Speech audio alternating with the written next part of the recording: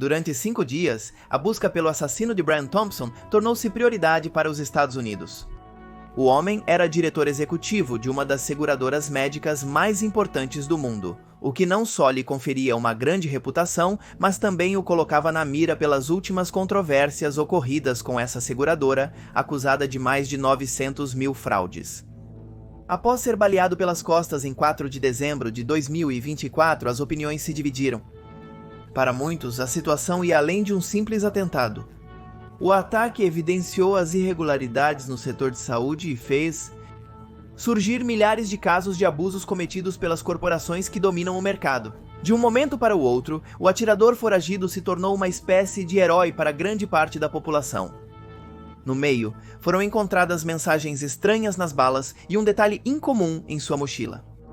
No vídeo que lançamos ontem sobre este caso, nos concentramos muito na vítima, quem era, por que supostamente atiraram nela, sobre sua empresa e assim por diante, e no vídeo de hoje vamos falar sobre o atacante, o agressor, quem é, como o pegaram, por que fez tudo isso e outras questões mais. Mas não nos adiantemos. Como a polícia conseguiu encontrá-lo? O que ele tinha consigo? Como este caso se conecta com um ocorrido há décadas? O que mais se sabe sobre as motivações por trás do homicídio de Thompson? E talvez mais importante ainda, o homem que eles pegaram é realmente o assassino ou é apenas uma distração? Para tentar responder a estas e outras perguntas, vamos mergulhar na segunda parte do caso do assassinato do diretor executivo da United Healthcare.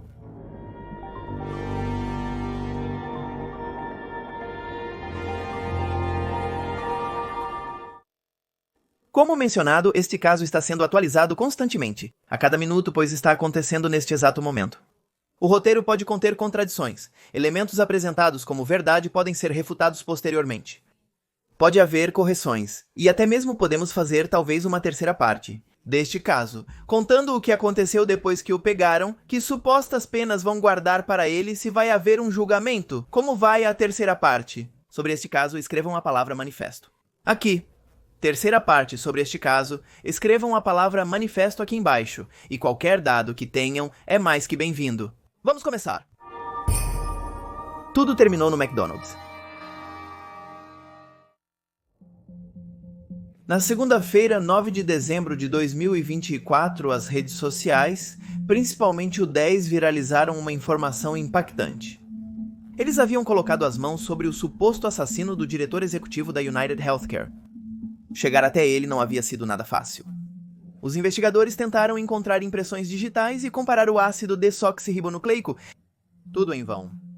Haviam tentado seguir seus passos por câmeras de segurança, mas o sujeito conseguiu evitá-las. Pelo menos a maioria. No entanto, havia um registro em um momento-chave em que ele abaixava a máscara enquanto flertava com uma funcionária do local onde estava hospedado. Também o haviam filmado entrando em um táxi, mas não muito mais. O que aconteceu depois era uma total incerteza.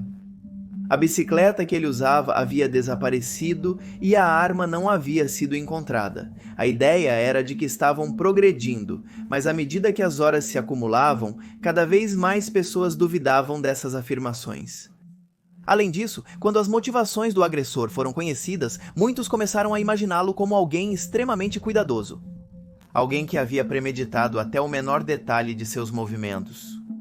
Por isso parecia estranho que o tivessem capturado em um estacionamento do McDonald's.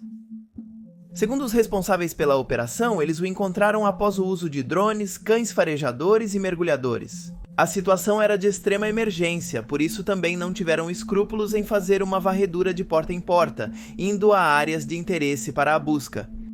Sabiam que a figura do atirador estava ganhando simpatia entre os cidadãos, e se isso acontecesse, muitos poderiam querer oferecer ajuda a ele em vez de apoiar as forças da ordem. Supõe-se que a soma de pequenas micropistas serviu para reconstruir o caminho que o homem havia feito depois de agitar todo o país com seus tiros. No entanto, o fator decisivo para que pudessem fazer a detenção provavelmente foi o fato de que uma recompensa volumosa foi oferecida a qualquer pessoa do país que pudesse fornecer informações valiosas. Possivelmente por isso, uma chamada foi feita na segunda-feira para o 911. A chamada foi feita por um funcionário do McDonald's, que afirmava que o indivíduo cujo rosto ampliado podia ser visto quase uma semana em todos os lugares, estava no local onde ele trabalhava. Foi assim que um grupo de patrulheiros chegou ao restaurante de comida rápida localizado em Altoona, Pensilvânia. Sem perder um segundo e sabendo que poderiam desencadear outra perseguição, eles tentaram cercar o suspeito, que estava comendo tranquilamente enquanto usava um laptop. Solicitaram que apresentasse os documentos. Depois procederam à revisão e imediatamente aquilo foi confirmado. Pelo que puderam ver, souberam que estavam diante de alguém potencialmente perigoso. Uma arma e um manifesto. A primeira coisa que alertou os oficiais foi confirmar, após algumas ligações, que as credenciais que o outro havia entregado eram falsas. Isso já foi motivo suficiente para que procedessem com a revista, e então o espanto só aumentou. Junto com um passaporte americano, o jovem tinha outras várias identificações. Uma delas era de Nova Jersey e coincidia com a que o suspeito havia usado para se registrar em um albergue. Com isso em mãos, eles já podiam detê-lo, mas não era a única coisa que os oficiais iriam encontrar.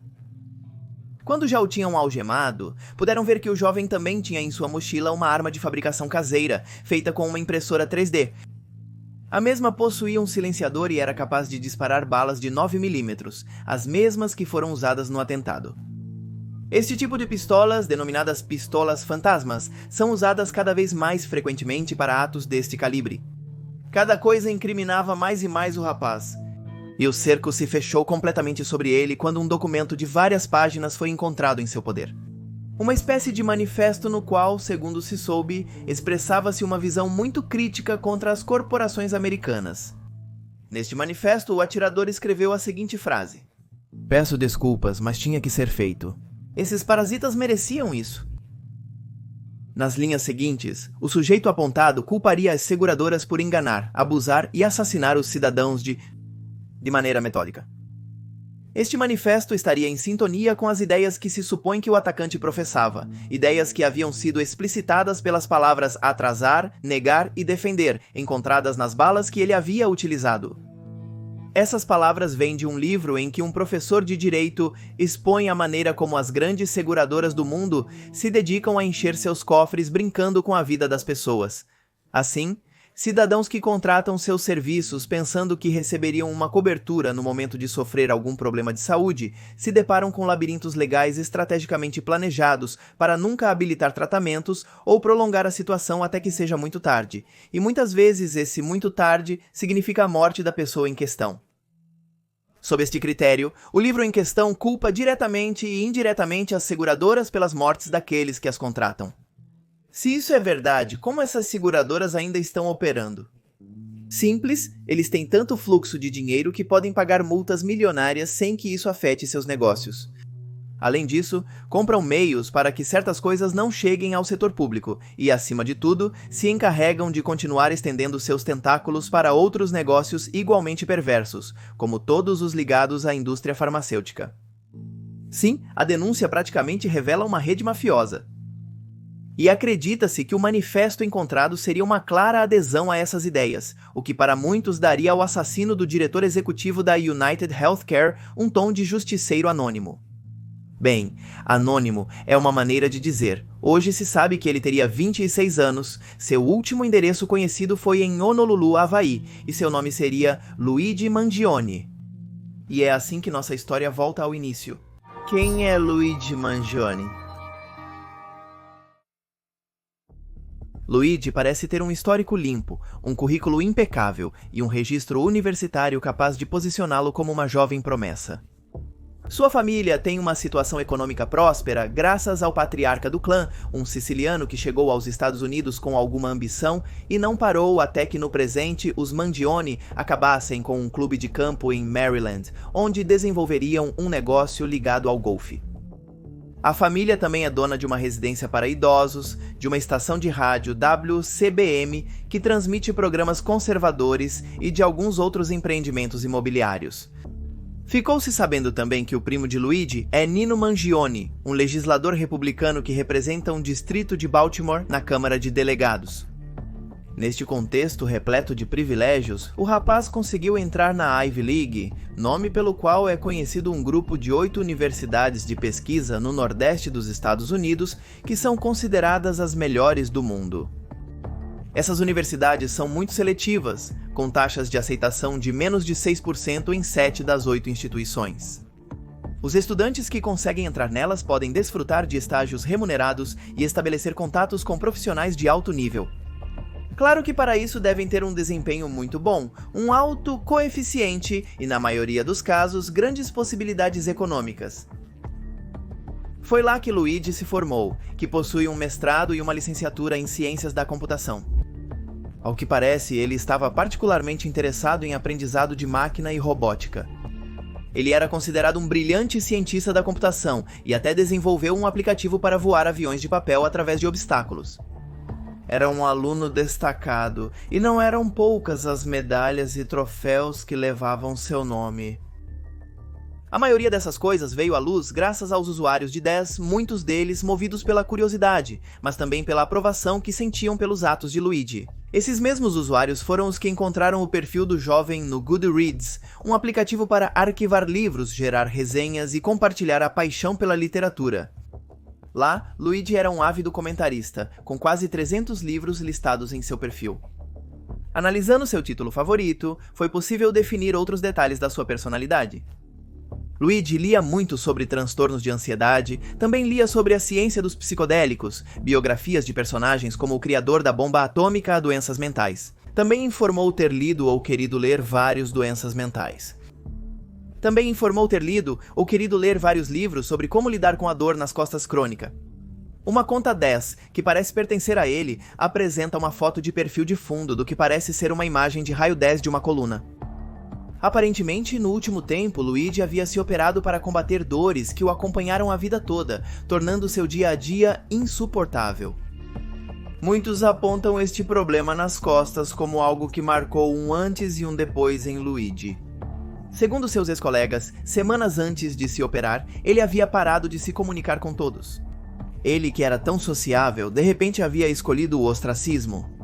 Era devido aos medos típicos de uma intervenção cirúrgica. De uma forma ou de outra, após um doloroso pós-operatório, Luigi não voltou a retomar o contato habitual com seus amigos, mas também não com sua família. Alguns creem que isso contém uma chave crucial. E se os problemas dele com o sistema de saúde começaram durante a cirurgia? E se lidar com alguns desses procedimentos tivesse revelado a obscuridade e crueldade do sistema? Ele tomou certas decisões naqueles momentos. Não podemos afirmar com certeza, mas sabemos que o ambiente ao redor de Luigi estava um pouco preocupado com ele. Em outubro de 2024, alguém o marcou para escrever: "Sua família está te procurando, pois ninguém tem notícias suas há meses." Outro usuário, também um colega, aproveitou para fazer seu desabafo, escrevendo que há muito tempo não sabiam se o outro estava bem. Tudo isso não foi o mais revelador e misterioso. Entre as leituras de Luigi encontrou-se uma referência a um infame criminoso. De acordo com a inconsistência, Luigi havia lido o Manifesto Anti-Tecnologia de 1995, escrito pelo chamado Unabomber, Ted Kaczynski, um matemático superdotado conhecido por enviar bombas mortais pelo correio entre 1978 e 1995.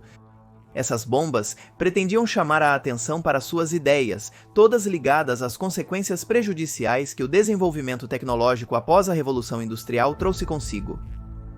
Depois de ler sobre seus pensamentos, Mandione se referiu ao Unabomber como um revolucionário político extremo e encorajou outros a lê-lo, removendo o preconceito de considerá-lo um louco ou desequilibrado.